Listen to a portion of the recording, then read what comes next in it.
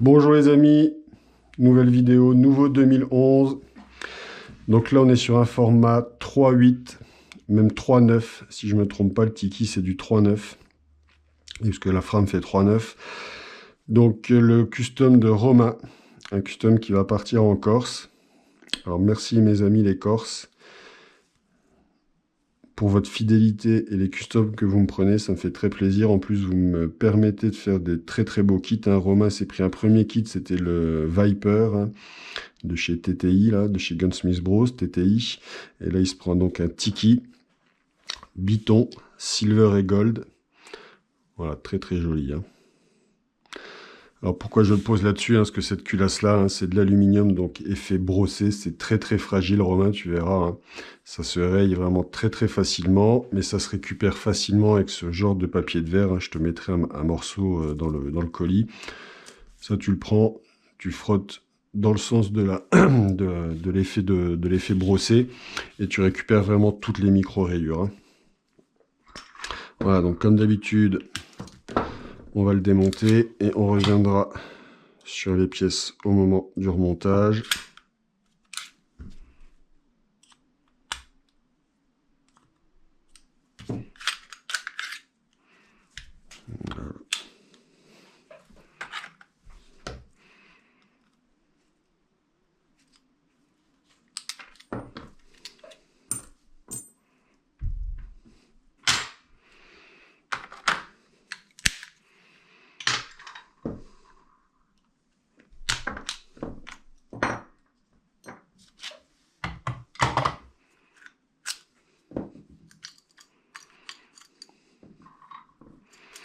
Voilà, donc les kits Tiki, c'est des kits très très rares.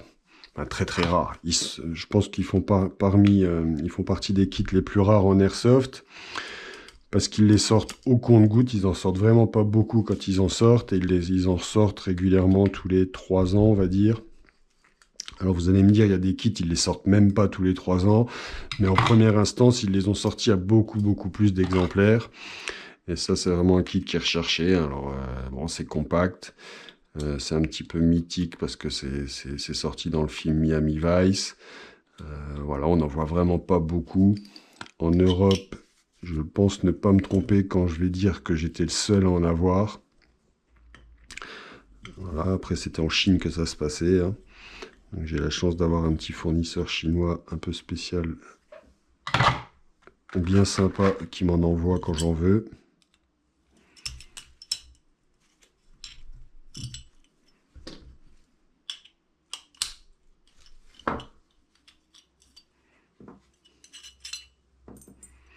Voilà.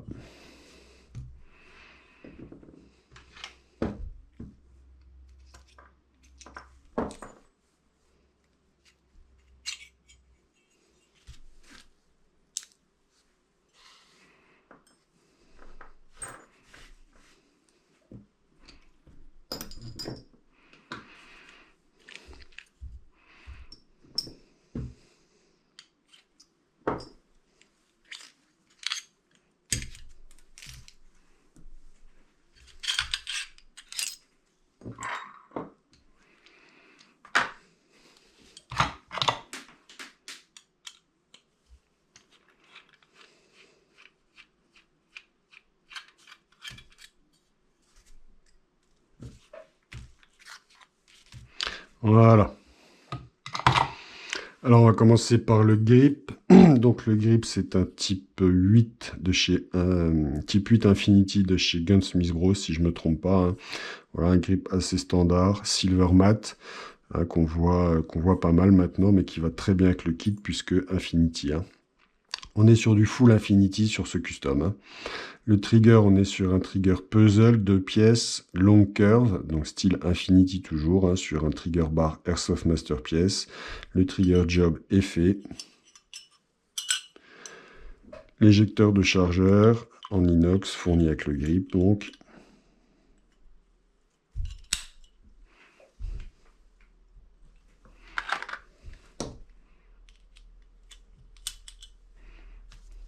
Et la rallonge de l'éjecteur de chargeur, donc typique des grips Infinity.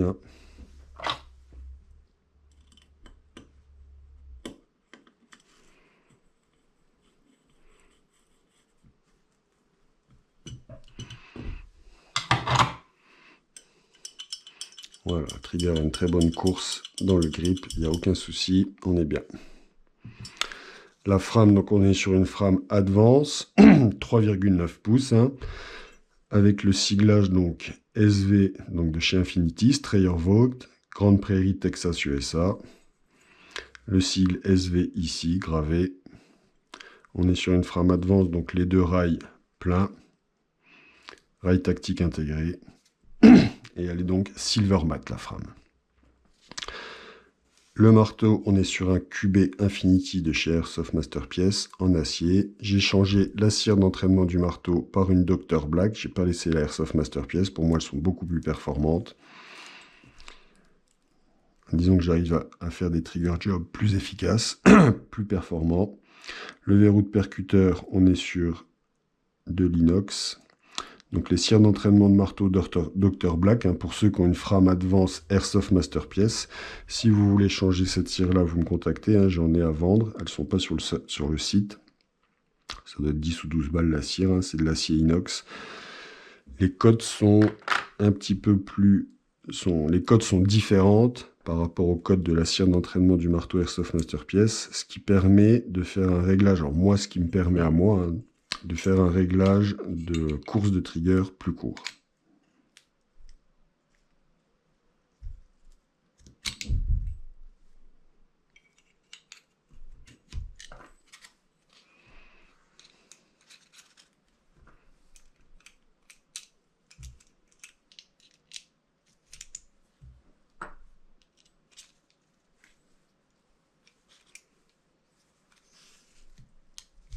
Voilà. La frame est remontée avec le marteau.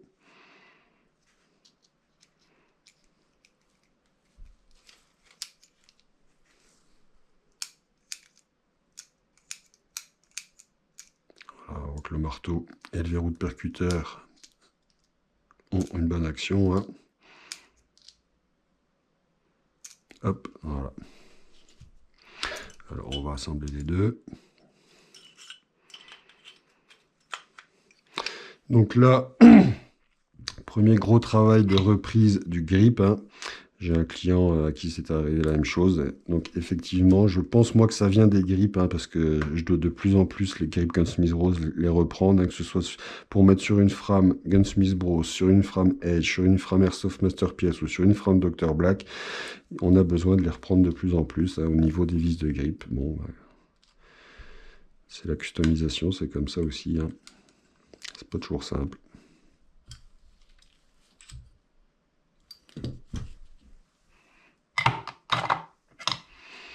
La vis de l'arcade de pontée du grip.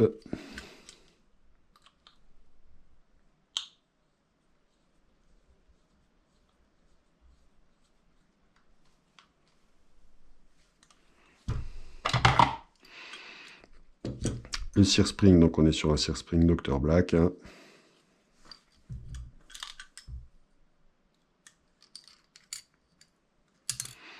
La sécurité de grip, on est sur une sécurité de grip type SV Infinity, enfin Infinity type SV3 de chez Airsoft Masterpiece, un silver brillant, magnifique.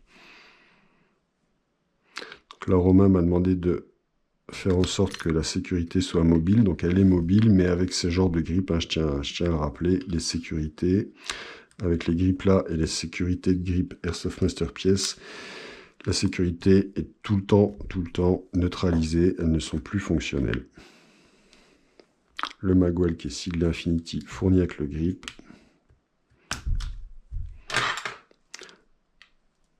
Alors, je me suis souvent posé la question pourquoi, vous voyez, la sécurité est mobile, et pourtant je peux tirer sans souci, sans appuyer dessus. Voilà, et pourtant elle n'est pas bloquée. J'ai ma petite théorie. Il faudrait que je demande à mon fournisseur s'il sait me répondre pourquoi. Mais bon, c'est custom là, quand on les fait avec des grips à lui. Enfin, quand en Chine, ils se font des customs comme ça, eux, c'est vraiment 9 fois sur 10 pour faire de l'AIPSC, hein, donc du tir sur cible.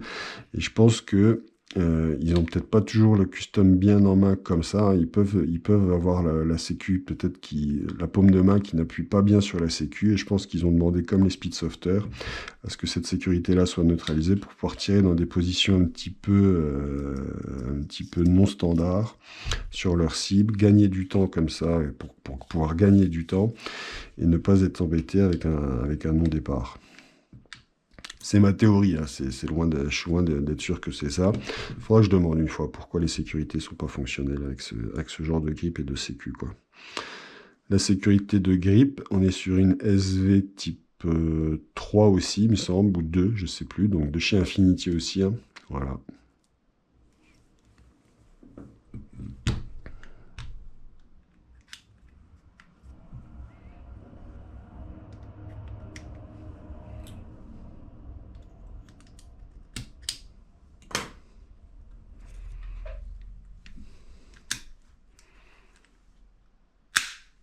Voilà. Donc c'est très très léger, hein, on verra au moment de la mesure. Alors, le bloc hop-up, on est sur un bloc hop-up TTI avec un joint hop-up Dr Black, un canon interne de 4.3 qui va dépasser un petit peu de la culasse pour que Romain puisse jouer traceur. Et là, je viens de te commander, Romain, donc, et de te faire livrer chez toi en Corse le deuxième canon que tu voulais. C'est un TTI Inox 603 de 86 mm. Lui ne dépassera pas. Voilà. Donc en été, quand tu voudras jouer gaz sans traceur ou sans traceur, tu pourras changer le canon interne comme tu m'as demandé par un 86 mm qui ne dépasse pas. Dans les tickets, il faut du 84 mm minimum. J'avais commandé, pour la petite histoire, un ATM qui était vendu pour du 84 mm, et en fait quand il arrive ici, il fait 83,7. Donc en fait pas le fabricant, le livreur, le fournisseur a arrondi les 83,7 à 84, mais ça ne passe pas dans le canon externe. Le canon externe du Tiki, donc c'est le canon externe version hybride, hein, qui va rentrer dans la culasse. Normalement, on appelle ça side tracker. Voilà. Le BBH, on est sur un BBH en aluminium, le Edge, hein, que je vends sur le site. Nozzle, on est sur un nozzle Edge renforcé standard qui va permettre à Romain de jouer HPA et gaz. Là, gaz, il pourra encaisser tous les gaz, il n'y a pas de souci. Attention, adaptez vos... Alors, c'est pas parce qu'il peut encaisser tous les gaz qu'il ne faut pas adapter les gaz en fonction de la puissance. Là, en ce moment, il fait chaud, hein, du 150 PSI, c'est déjà trop, ça va vous foutre le joint. Un gaz trop fort, en fait, il va vous sortir le joint de son logement ici, ça va coincer dans le BBH, vous êtes niqué, le joint va se déchirer, il faut racheter un joint de BBH. Donc, adaptez les puissances de vos gaz en fonction des températures. En ce moment-là, du 130 PSI l'été, ça suffit largement, hein. Alors, encore, je te dis même pas, hein, du 130, 110, là, ça va suffire largement avec les saisons qui vont arriver, hein, avec la belle saison qui va arriver.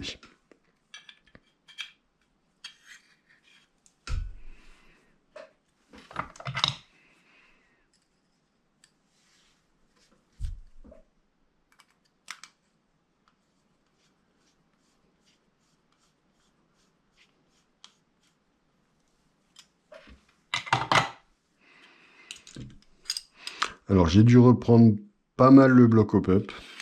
Voilà. Il y avait trop de matière, ça soulevait le canon externe, du coup la culasse bloquée à mort, je pouvais même pas la rentrer sur la frame. Là, on est sur un ressort pas mal retravaillé, hein, voilà, c'est un Edge à la base, hein, que j'ai énormément retravaillé parce que la culasse du Tiki, elle est très courte, il lui faut pas un gros ressort, sinon elle n'arrivera pas à le faire partir en arrière.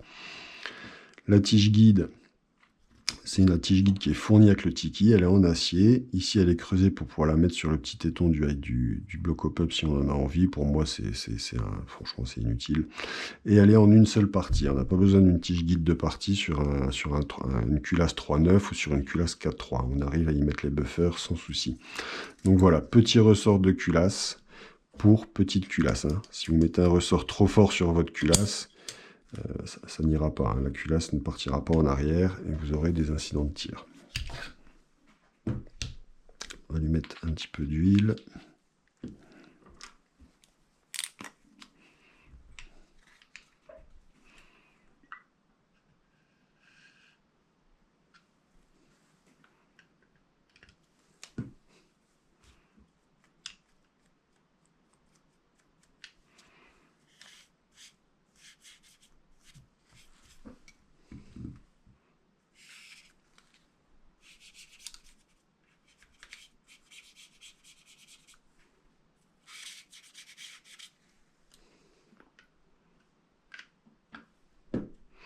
Alors de l'huile, pas de graisse, hein, s'il vous plaît, hein, vraiment pas de graisse.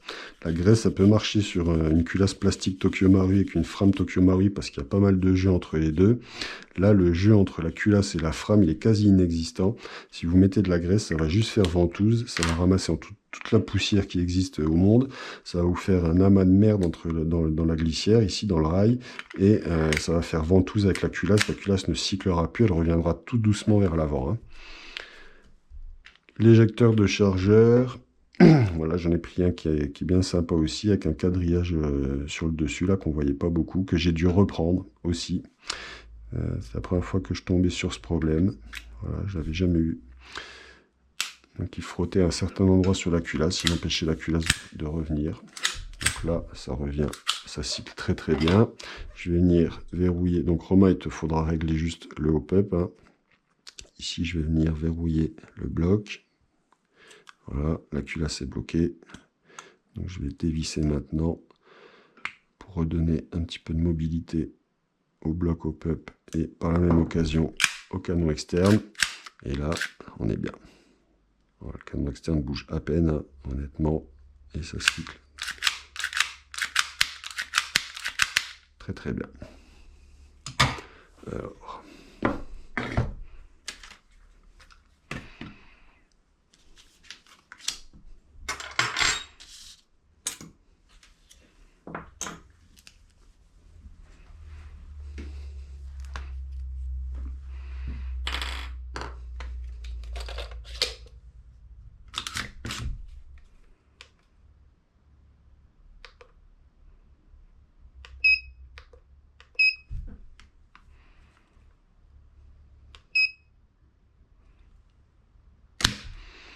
là, on est sur 50 grammes. Je me suis un petit peu attardé sur la gâchette, là. Je pense qu'on est plus léger que ça.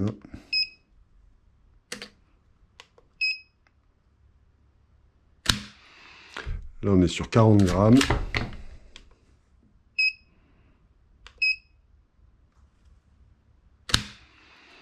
Et on est sur 35 grammes, donc on va dire qu'on est sur une moyenne 50 et 40, 90, 125 divisé par 3. Ouais, on est sur du 41, 42 grammes de moyenne. On va dire 40 grammes de moyenne.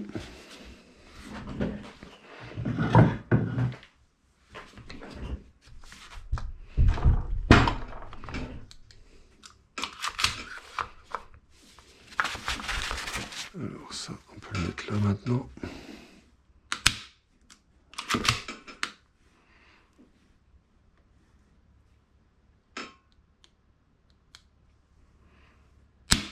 Et sur une course de 1,16 mm. Donc très très court, pas de problème.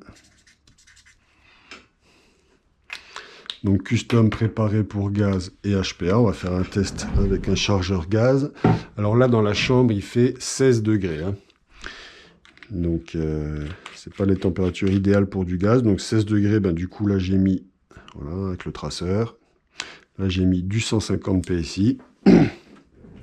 Le chargeur, c'est un Marui. Méfiez-vous les gens qui mettent des valves ici, hein. Franchement, ça peut être très très bien comme ça peut être délétère. Donc pour être sûr que la valve ici, elle va aller, il faut la mettre et tester, hein. Si votre culasse ne revient plus en avant, c'est qu'il faut enlever la valve, hein. La valve du chargeur, là, les 9 balls, les violettes, hein, pour ceux qui les mettent, ça peut vraiment freiner le retour de la culasse, hein.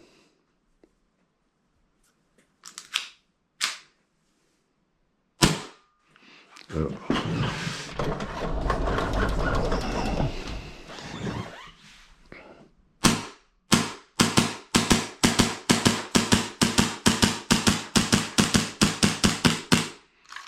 Voilà, le chargeur est vide. Bon là, je sens déjà, il est froid, il est glacé. Je sens qu'il peine sur la fin, à 16 degrés, c'est vraiment pas fait pour le gaz, hein. Là, on va passer donc au HPA. Je suis à... Alors, là, il me reste dans la bouteille pile 1500 PSI. Donc, on va voir combien on consomme avec un chargeur. 90, là, je suis en dessous de 80 PSI. Donc, je vais monter un petit peu quand même, hein, parce que c'est pas BZF. Là, tu es sûr qu'avec ce nozzle, tu ne seras jamais emmerdé niveau puissance, parce que tu peux jouer très bas en PSI, hein.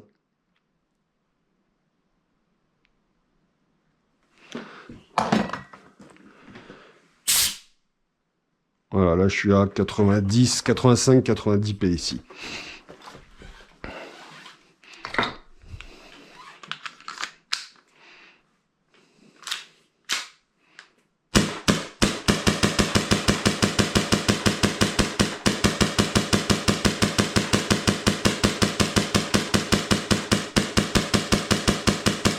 Voilà, donc ça va très très vite. C'est très léger, très réactif.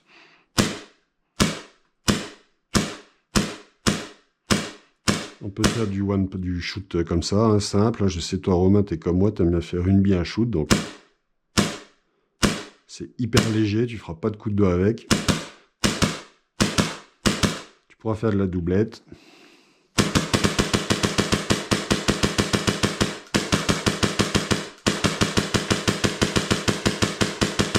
Et tu pourras faire baisser des têtes si nécessaire.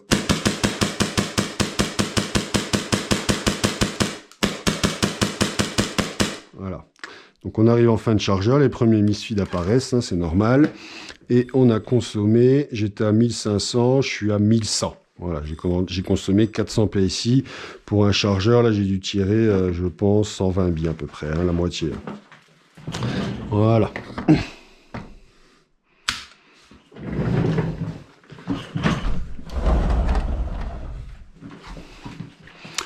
Donc Romain, il est prêt. Je le poste demain, parce que la poste le lundi est fermée dans mon patelin. Voilà les amis, je vous remercie d'avoir suivi cette vidéo. Restez connectés, hein, je vous dis à plus tard. Je vous souhaite une bonne fin de journée. Je vous dis à bientôt pour une nouvelle vidéo. Ciao, ciao, bisous.